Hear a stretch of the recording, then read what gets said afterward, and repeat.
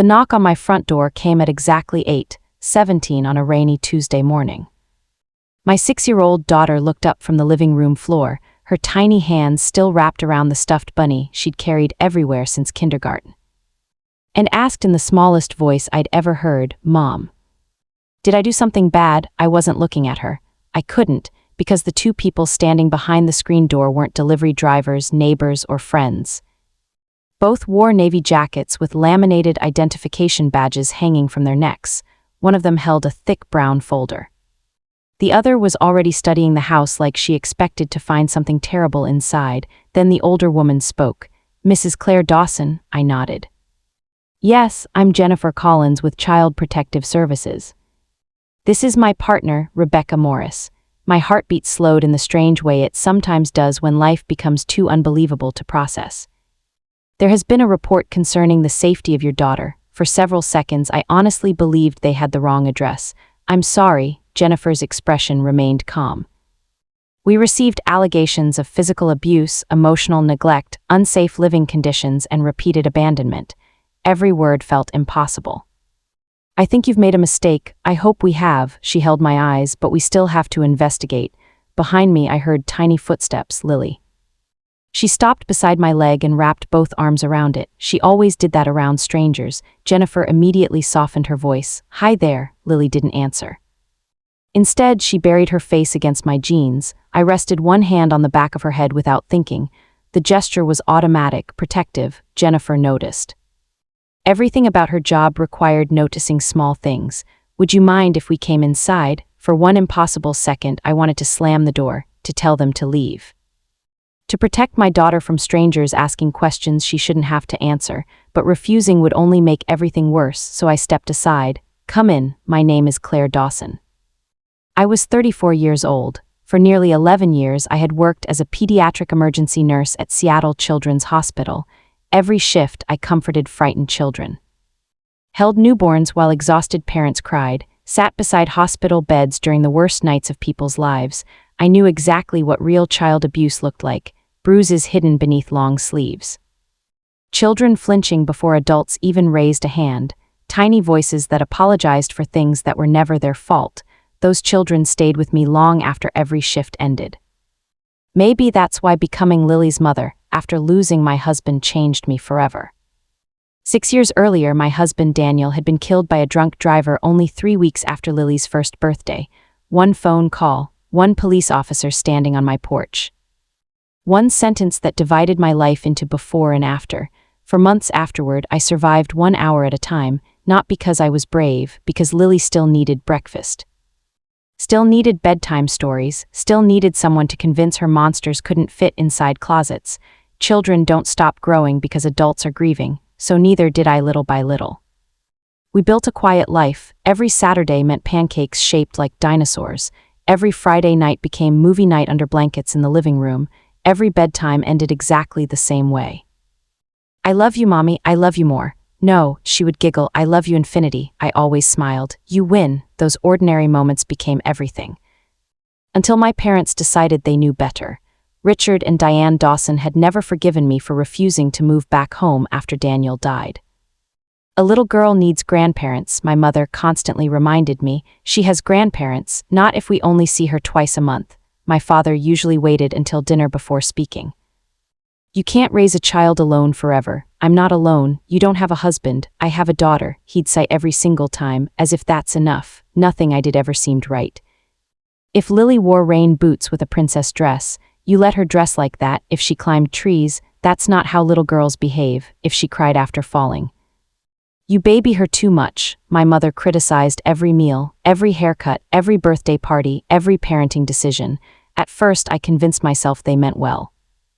Then I started noticing something strange. Every criticism happened in front of Lily, never privately, always where she could hear it. One afternoon, after Lily accidentally spilled orange juice across the kitchen floor, she immediately burst into tears. "I'm sorry." Before I could answer, my mother shook her head dramatically. "See," she looked directly at Lily, "that's what happens when children aren't disciplined." I grabbed a towel. "It's juice. It teaches responsibility. It teaches fear." Mom looked offended. Oh, now I'm the bad guy. I knelt beside Lily instead. Sweetheart, she sniffled. I didn't mean to. I know. I handed her a paper towel. What do we do when accidents happen? She wiped her eyes. We clean them together. Exactly. We laughed while cleaning the sticky floor. When I looked up again, my father wasn't watching Lily. He was watching me like he was silently judging every word I'd said. At the time, I had no idea he was already building a case against me. Jennifer Collins didn't open the brown folder immediately. Instead, she slowly looked around my living room. It wasn't the suspicious glance of someone trying to catch me making a mistake. It was the careful observation of someone whose job required noticing everything. The framed family photos above the fireplace, Lily's crayons scattered across the coffee table. A half-finished puzzle on the rug, tiny pink rain boots sitting neatly beside the front door. Rebecca Morris quietly wrote notes while Jennifer smiled gently at Lily. That's a very well-loved bunny. Lily tightened her grip around it. His name is Mr. Pickles, Jennifer smiled. I can tell he's important. He sleeps with me every night. I bet he does. For the first time since they arrived, Lily gave a tiny smile. I noticed Jennifer smiling back. Not because she had forgotten why she was there, because she understood frightened children. That made me trust her a little. Jennifer finally looked at me. Mrs. Dawson, before we ask any questions, I want you to understand something. I nodded silently. Receiving a report doesn't mean we believe it. It doesn't feel that way. I know, her voice remained calm, but every report has to be investigated. Rebecca opened the folder. We received multiple allegations over the last 3 months. Multiple, she nodded. They came from the same reporting source. My stomach tightened. The same source. Someone hadn't called once. Someone had been building a story. Jennifer continued carefully. The reports claim Lily is frequently left home alone while you work night shifts. I stared at her. I've never left my daughter home alone. They also claim she's regularly deprived of food. I almost laughed from disbelief. My refrigerator is full, and that she's terrified of you. Those words hurt more than everything else. Terrified. Every night before bed, Lily still climbed into my lap so we could read one more chapter of Charlotte's Web. Every morning, she insisted on hugging me 3 times before school. If I worked late, she'd leave tiny sticky notes inside my lunch bag. I love you, Mommy. You're my superhero. Terrified? No, that wasn't my daughter. That was someone's invention. Jennifer watched my expression carefully. Do you know anyone who might want to make these allegations? I opened my mouth, then closed it again. Because admitting the answer out loud somehow made it real. Yes, she waited patiently. My parents. Neither investigator reacted. Can you explain why you believe that? I took a slow breath. My parents have spent years telling me I don't deserve to raise Lily. Rebecca looked up from her notebook. Why? They think a child should grow up in a traditional household. Jennifer frowned slightly. Meaning, a married mother, a married father. I swallowed hard. My husband died. The room became quiet. Jennifer's expression softened. I'm sorry. So am I. For several long seconds, nobody spoke. Rain tapped softly against the living room windows. Somewhere upstairs, the old heating system clicked quietly. Normal sounds, ordinary sounds, they somehow made the conversation feel even more surreal. Jennifer finally asked, have your parents ever threatened to take Lily away? I didn't answer immediately. Instead, a memory returned so vividly it felt like I was standing inside it again. It had happened 6 months earlier. Mom invited us for Sunday dinner. Richard had grilled steaks. Lily spent the afternoon chasing butterflies around their backyard while I helped clear the dishes. Everything felt unusually peaceful until dessert. Dad placed his fork down. You know, I already recognized that tone. You should sign temporary guardianship papers. I frowned. For what? In case something happens to you. I'm 34. Accidents happen. I already have legal documents. Mom smiled politely. Those can always be updated. I'm happy with them. Dad leaned back. You left Lily with your friend Tessa last Friday. I had a 12-hour hospital shift. You should have called us. Tessa was available. His jaw tightened. So strangers raise our granddaughter now. Tessa has been my best friend for 15 years. She's not family. I looked directly at him. Family doesn't automatically make someone safe. The words escaped before I could stop them. Silence, complete silence. Dad's eyes hardened. Mom quietly placed her napkin beside her plate. Richard stood. You've changed. No, I answered softly. I finally stopped confusing control with love. We left 5 minutes later as I buckled Lily into her car seat. Dad stood on the porch watching us. He didn't wave, he didn't smile, he simply said, you'll regret shutting us out. At the time, I thought it was anger. Now Sitting across from two CPS investigators, I wondered if it had been a promise instead. Jennifer slowly closed the folder. Mrs. Dawson, yes, I'd like to speak with Lily alone. My heart skipped. Lily looked at me immediately. Her little fingers reached for my hand. Jennifer noticed. So she knows she's safe. I knelt in front of my daughter. You remember what we always talk about, she nodded. Tell the truth, always, no matter what, no matter what. She kissed my cheek.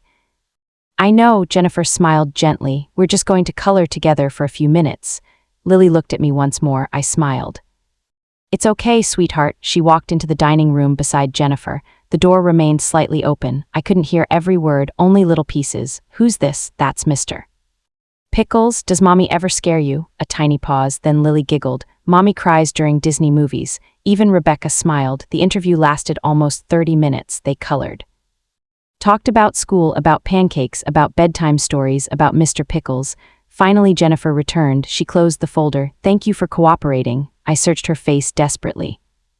What happens now? She hesitated. We continue investigating. Do you think I hurt my daughter? Jennifer answered immediately. No, the single word nearly made me cry.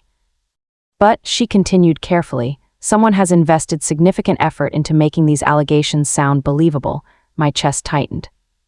What do you mean? Rebecca slid several photographs across the coffee table. I picked them up. Every picture showed my house, from outside, different days, different times. Someone had been watching us. One photograph showed me leaving for work. Another showed Lily getting into Tessa's car after school. Another showed groceries being carried inside. Jennifer pointed quietly. These anonymous photographs were included with the complaints. I stared at them. When were these taken? Over approximately 4 months. 4 months. Someone had spent months documenting our lives, planning, waiting, building a case. Jennifer looked directly into my eyes. Mrs. Dawson, yes, I don't believe this investigation started with concern for your daughter. A chill ran through my entire body. What do you think it started with? She answered quietly. I think someone wants custody. At that exact moment, my phone vibrated. One new message, unknown number. I opened it. It contained only one sentence. You're about to learn that cameras don't always protect the right people. I looked up slowly. For the first time since the investigation began, I wasn't just afraid. I realized someone else knew something about my home that I hadn't told anyone, and suddenly, the security cameras I'd installed after Daniel died no longer felt like simple protection. They felt like the beginning of the truth. The investigation lasted nearly 4 months.